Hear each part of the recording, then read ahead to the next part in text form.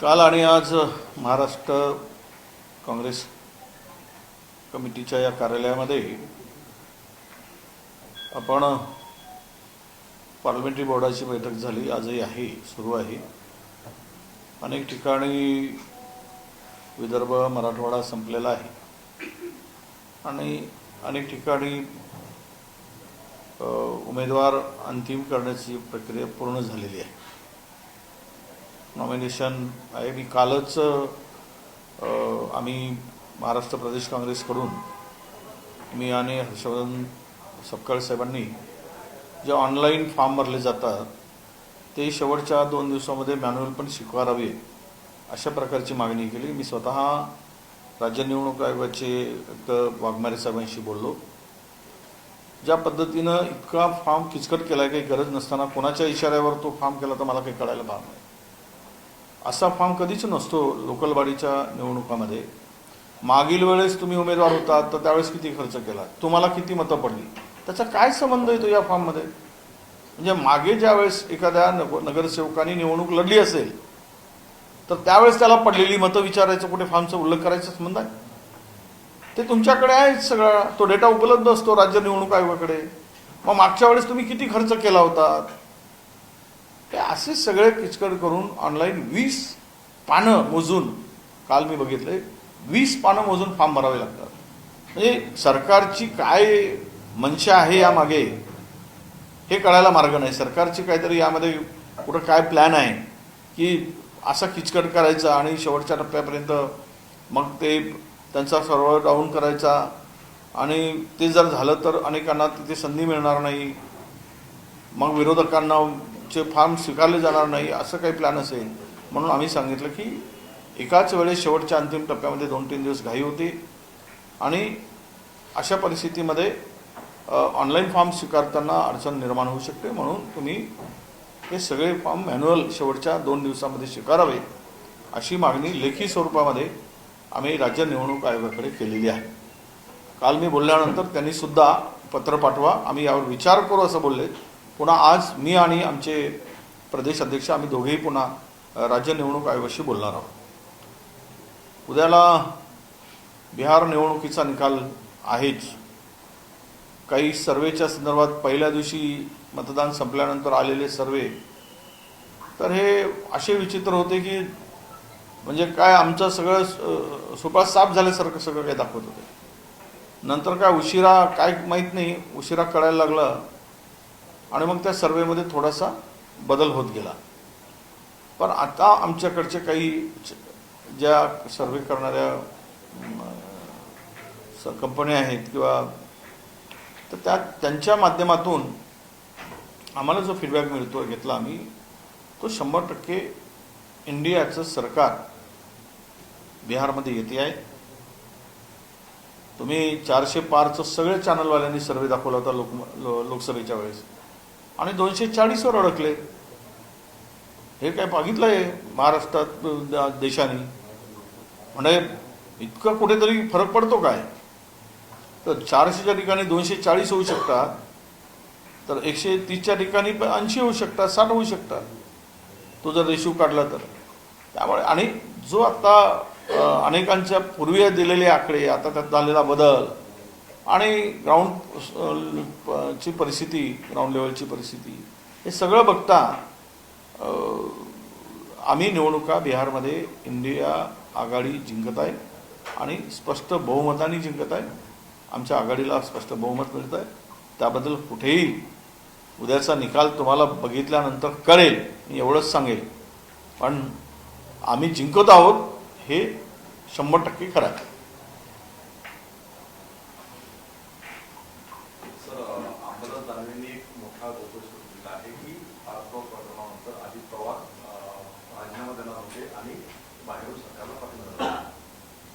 कसं आहे, देणार होते ही माहिती त्यांच्याकडे असेल, पण मला तरी असं वाटतं की पार्थ पवारच्या प्रकरणात राष्ट्रवादीची होती नव्हती अब्रू गेलेली आहे। म्हणजे अजित पवार गटांची, राष्ट्रवादी अजित पवारांची, आणि निवडणुकीच्या तोंडावरच हे पार्थ पवार प्रकरण काढून त्यांच्या सुब्यामध्ये त्यांना अडचणीत आणण्याचा प्लॅनिंग आणि प्रयत्न सत्तेतील सहभागी लोकांनीच केलेला आहे. हे प्रकरण काढून त्यांना बॅकफूटवर आणायचं, त्यांना त्या ज्या भागामध्ये त्यांचं काही प्राबल्य आहे तिथे त्यांना कमजोर करायचं, त्या पार्टीला बदनाम करायचं आणि आपल्या अधिपत्याखाली आम्ही म्हणू तसं त्या पार्टीला वागवायचं. यामागे हे षडयंत्र 100% आहे आणि ते सत्तेतील लोकच करत आहेत. कदाचित होऊ शकतं जसे सत्तेमध्ये राहिलेले भारतीय जनता पक्षाचा पहिला आघात उद्धव ठाकरेवर झाला, आता या तिघांच्या पक्षामध्ये पहिला हा आघात हा होऊ शकतं अजित पवारच्या राष्ट्रवादीवर होईल आणि आपणच राष्ट्रवादीला बाहेर पडायसाठी, आम्ही ढकललं नाही तुम्हाला, तुम्हीच पडलात खड्ड्यात, हे सुद्धा महाराष्ट्राच्या पुढे दाखवलं जाईल. आणि त्याच कटाचा हा एक भाग आहे. प्रकरण झालं, पारतनी ती जमीन घोटाळा केला, हे तेवढं 100% कराय बरोबर. पण निवडणुकीच्या तोंडावर आणि हे सर्व स्थानिक स्वराज्य संस्थांच्या निवडणुका घोषित झाल्यावर हे जे केलं आहे, यामध्ये हा कुठेतरी असा वास येतो आहे की त्या रचलेल्या कटाला अजितदादांचा पक्ष हा त्याचा बळी घेण्याचा प्रयत्न केला. पण एक सांगतो, आज नाही तर उद्या हे जे उपद्व्याप चालले त्यातून त्यांना बाहेर पडावं लागेल.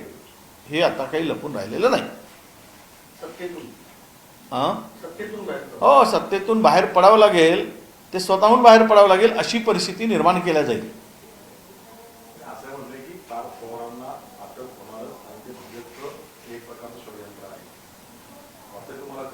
आता मी तेच बोललो की मी पण तेच बोललो. आता तुम्ही या मागचं जे काही त्यांना निवडणुकीच्या तोंडावर पिंपरी चिंचवड, तुमचं ते पुणे जिल्हा असेल किंवा तो सातारा, सांगली या परिसरामध्ये जे प्राबल्य त्या पक्षाचं आहे, काही मराठवाड्यातल्या काही जिल्ह्यात आहे, तर ते आता राष्ट्रवादी पक्ष पुन्हा बदनाम झाला ना.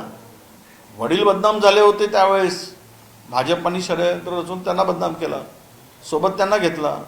आता मुलाच्या माध्यमातून यांना बदनाम करून,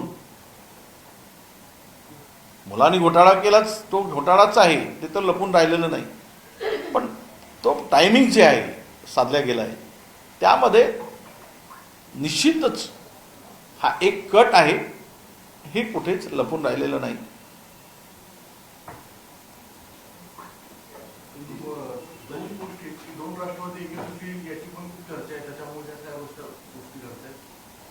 काय आहे, भाजपा हा संधी साधू पक्ष आहे.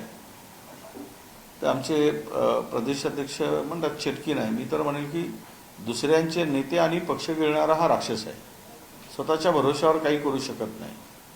दुसरीकडे जे उद्योग चालले, एवढा मोठा पक्ष दिल्लीपासून गल्लीपर्यंत, लोकांची इतरांची पक्षातील माणसं घेण्याची गरज काय? तुमच्यामध्ये माणसं का तयार झाले नाहीत? 15 वर्षाच्या सत्तेमध्ये, 14 पासून सत्तेत 12 वर्ष झाले. तुम्ही तेवढे तोडीचे माणसं का तयार? दुसऱ्या पक्षातून, काँग्रेसतून, राष्ट्रवादीतून, उद्धव ठाकरेमधून च्या पक्षातून माणसं का आणावी लागतात, का आयात करावी लागतात? म्हणजे इथेच तुमचा नाकर्तेपणा दिसतोय, इथेच सरकारचं फेल्युअर दिसत आहे. त्यामुळे लोकांची माणसं पडावी लागतात. अर्थ तोच आहे. या पक्षांनी दुसरा पक्ष थोडासाही त्याला इस्टॅब्लिश होऊ द्यायचा नाही, नेहमी त्याला अनस्टेबल ठेवायचा आणि सत्तेमध्ये वापर करून घ्यायचा. परंतु सत्तेत वापर करून घेताना त्यांना मात्र नेहमी जाणीव करून द्यायची की तुम्ही आमच्या ताटाखालची मांजरं आहात. तुम्ही ताटात बरोबर जेवणारी मांजरं नाही, ताटाखालची आहात, हे दाखवण्याचा सातत्यानं त्यांचा प्रयत्न राहणार. अंजली दमने यांनी सुद्धा अजित पवार यांच्यावरती गंभीर आरोप केलेले आहेत, काही पुरावे त्यांनी माध्यमांसमोर मांडलेले आहेत. अंजलीताईंचं स्वागत आहे. पण ते काय होतंय की अंजलीताई सत्तेतील फक्त काही पक्षावरच बोलतात. सर्व पक्षावर बोलावं, ज्या घटना अलीकडच्या झाल्यात, अशी त्यांना आमची विनंती आहे. सर, बिहार इलेक्शंस में जो है एक बड़ा बदलाव देखा जा सकता है। बिहार के जितने भी भाजपा के नेता हैं उनका बयान आ रहा है कि एनडीए की सरकार बिहार में बनने जा रही है और जंगल राज जो है अब नहीं आएगा, एनडीए की सरकार बनेगी। मराठी पुरा होणे दे. सर, विदर्भामध्ये नेमकी काँग्रेसची तयारी कशा पद्धतीने असणार आहे? कायमच काँग्रेसचा गड विदर्भ राहिलेला आहे, परंतु मधल्या काही काळामध्ये खिंडार पडल्याचं सुद्धा आपल्याला पाहायला मिळेल. असं आहे, अफाट सत्ता आहे, सत्ता आहे, पैसा आहे, पैसे देऊन माणसं फोडली जात आहे, प्रलोभन देऊन माणसं फोडली जात आहे आणि धमकावून माणसं फोडली जात आहे. त्यांना धमकावलं सुद्धा जात आहे. अनेक ठिकाणी खोटी गुन्हे दाखल केले जात आहे. काल परवा श्रीरामपूरच्या माजी उपनगराध्यक्षावर अपहरणाचा गुन्हा दाखल केला. अपहरण कुणाचंच झालं नाही. 10 वर्षापूर्वी कोणीतरी केस होती, तो व्यक्ती पण त्याच्याकडे नाही किंवा तो विषयही नाही, पण खोटा गुन्हा दाखल करा. अशी खोटे गुन्हे दाखल केले. जबरदस्तीने जाऊन कोणाच्या खांद्यावर दुपट्टा घालून त्यांना प्रलोभन देण्याचं काम सुरू आहे. तर यातून ही लोक घाबरलेली आहेत, हे संकेत आहे. तुम्हाला जर ह्या निवडणुका फेअर आणि प्रामाणिक लढायच्या असतील तर इतर पक्षातील माणसांना प्रलोभन देऊन, पैसा देऊन, आम्ही सांगतो 20-20 लाख देऊ, 50 लाख देऊ, जिल्हा परिषदेला 25 लाख देऊ, नगरसेवकाला, असं करून माणसं गोळा केली जात आहेत.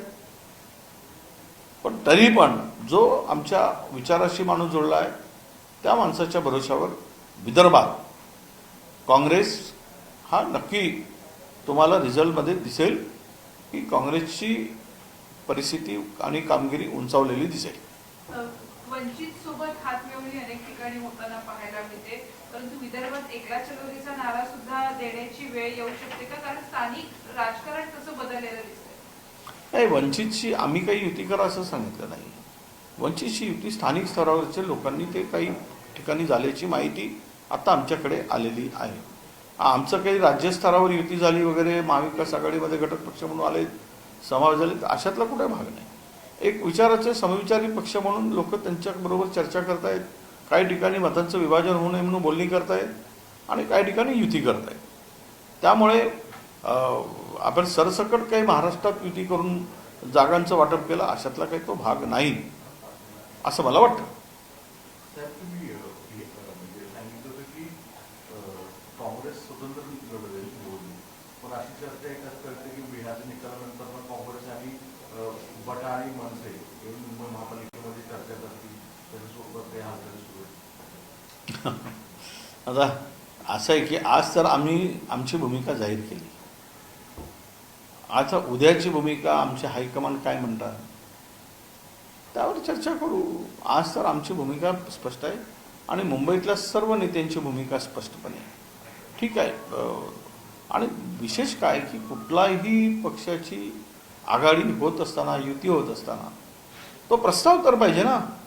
बोललीच नाही म्हणजे ना मुलगी पाहायला मुलगा गेला आणि मुलगा पाहायला मुलगी गेली आणि लग्नाची चर्चा सुरू झाल्या. अरे कुठेतरी ते एकाला तरी जाऊ देत पोहे खायला. सध्या दोघेच भाऊ पोहे खात आहेत. त्यामुळे तुम्ही आम्हाला कशाला तुम्ही त्यात आत्ता सध्या घालताय. हां, त्यातल्या एका भावाबरोबर, मोठ्या भावाबरोबर आम्ही चहापान केलेलं आहे. त्यामुळं आमचं त्यांच्याशी डायलॉग सुरू आहे.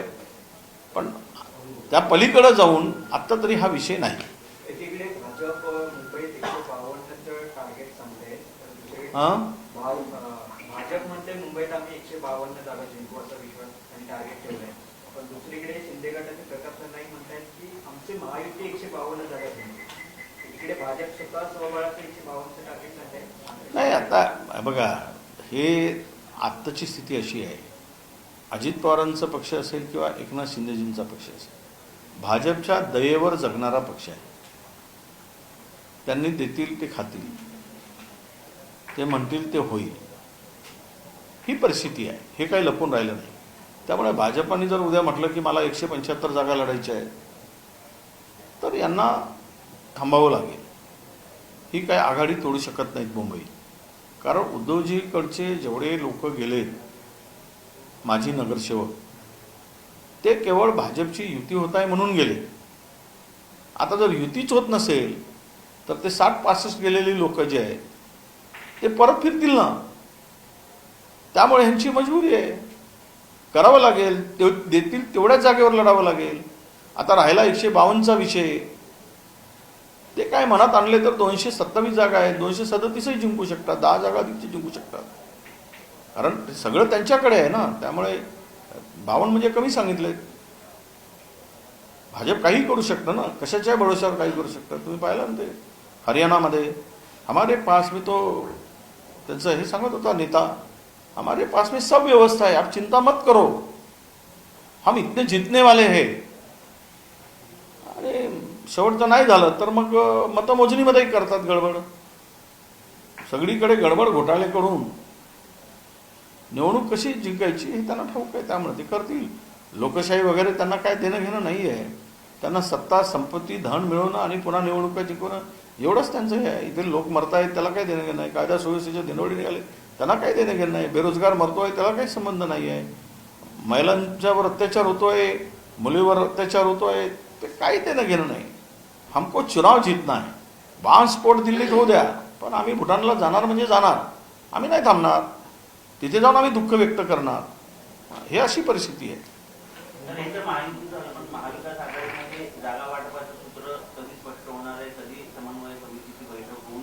नाही आता काय 4 दिवस राहिलेत नॉमिनेशनला, आजचा 13 तारीख, 4 दिवस राहिलेले आहेत. स्थानिक स्तरावर चर्चा सुरू आहे, नॉमिनेशन सगळे होऊन जाईल, मग विड्रॉलच्या वेळेवर काही मागे पुढे व्हायचं आहे, एका दुसऱ्या जागेवर काही कोणाला जागा सुटली, कोणाला सोडून घ्यायची आहे, तर त्या ठिकाणी तशी प्रकारची ॲडजस्टमेंट होईल. पण आता आघाडी म्हणून जी काही चर्चा स्थानिक पातळीवर झाली त्याची माहिती घेणं, त्यांची माहिती घेणं आम्ही सुरू केलेली आहे, आणि ते 17 तारखेनंतरच या संदर्भातलं चित्र स्पष्ट होईल. काँग्रेसने विभागवार काही नेत्यांना नियुक्ती करून जबाबदाऱ्या दिलेल्या आहेत का? आणि यामध्ये विदर्भात नाना पटोले असतील, सुनील केदार असतील, यांना कुठेतरी डावलल्याचं चित्र दिसतंय. असं आहे की आता नेते एका विभागात 10 असतात म्हणून काय 10ला जबाबदारी नाही दिली जात, एकावरच दिली जाते. त्यामुळे डावलण्याचा विषय नाही, आणि जबाबदारी दिली म्हणजे काही पूर्ण नाही. आपल्याला सगळ्यांना मिळूनच काम करायचं असतो. कोणाला तरी आता असं आहे, क्रिकेटमध्ये कॅप्टन नेमला जातो म्हणजे कॅप्टनने एकट्यानेच खेळायचं ना, बाकीच्याने आउट होऊन जायचं, यालाच कॅप्टन केले असं थोडी अर्थ होतो. सगळ्यांनी टीमवर्क आहे, सगळ्यांनी खेळायचं असतं, कोणाला तरी नेमावं लागतं, त्यामुळे ते नेमल्या गेलं. ह्यामध्ये काही विशेष काही अर्थ काढण्याचा संबंध येत नाही असं मला वाटतं. मुंबईत एक विषय की ससूनगाव हा जो कोळी बांधवांचा कायम मासेमारीवरचा जो मानला जातो, पण गेल्या काही कालावधीमध्ये तिथे मराठी कोळी बांधव जे आहेत त्यांना तो व्यवसायापासून दूर ठेवलं जाते, आणि जे बांधव आलेले आहेत मोठ्या प्रमाणामध्ये त्यांना दिलं जातं. त्याच्यावर तिथे एक मोठं संघर्ष सुरू झालेला आहे.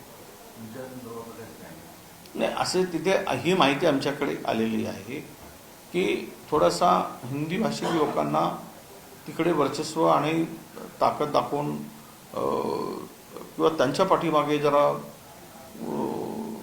सरकारच्या काही लोकांनी पाठिंबा देऊन त्यांना मोठा करायचा प्रयत्न सुरू केला आहे, सत्तेतील लोकांनी.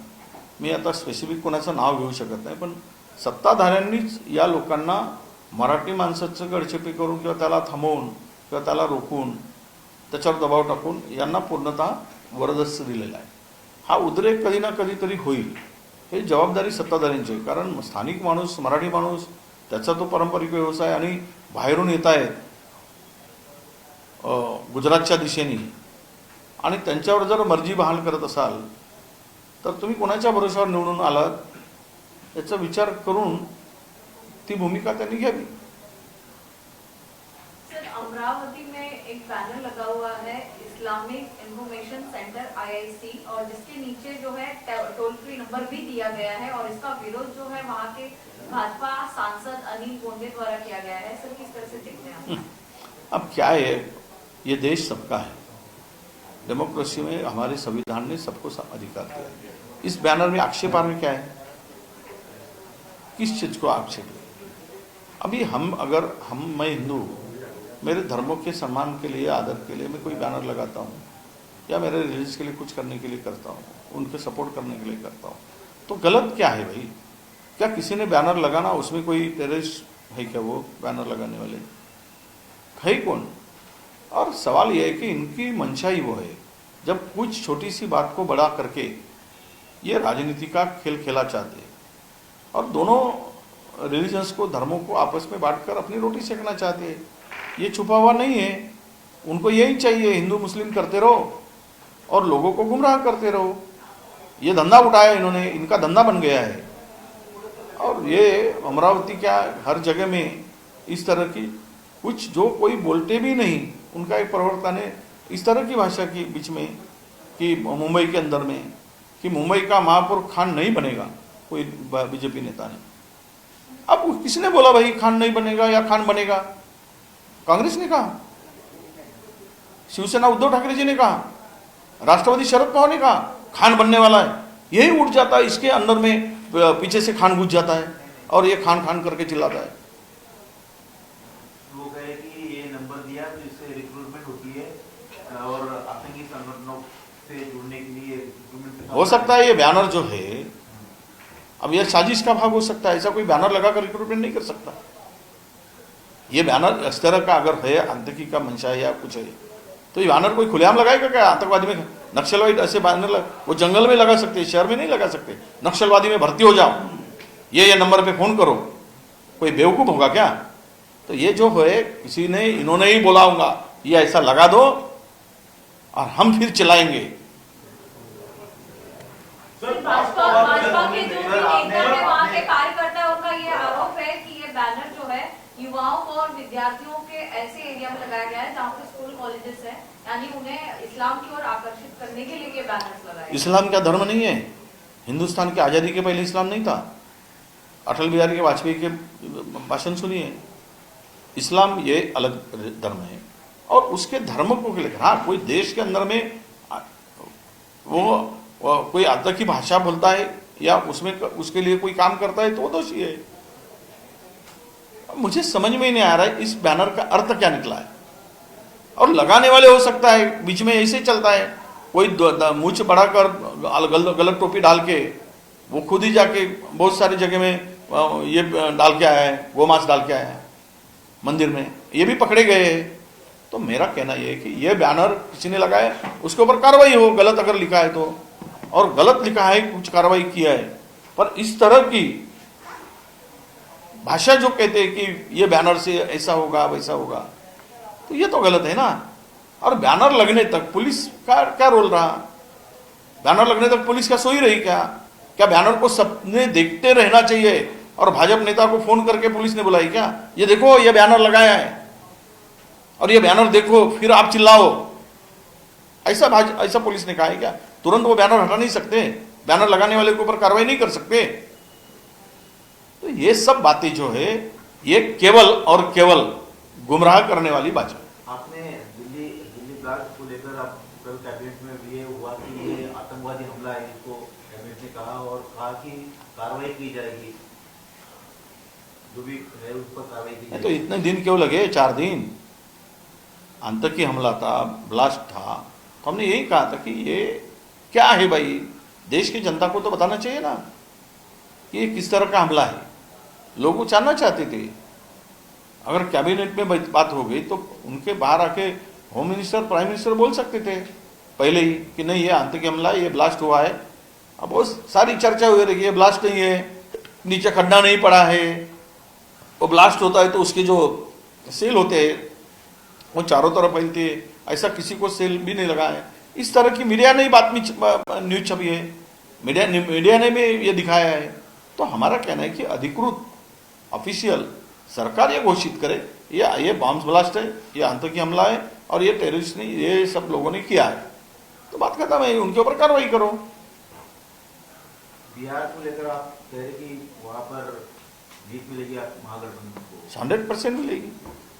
ये सब चौंकने वाले होंगे। वो 10,000 दिया, बाद में 10,000 दिया, 20,000 काम नहीं आएंगे इस बार। लोगों को पता चला है बहुत खाया है करके, अभी 20,000 दिया है, लूट लिया है, अभी थोड़ा सा बांट दिया है लूट का ही माल। और ये सौगात की बात करते थे, क्या बोलते थे प्राइम मिनिस्टर हमारे, ये बांटती है रेवड़ी।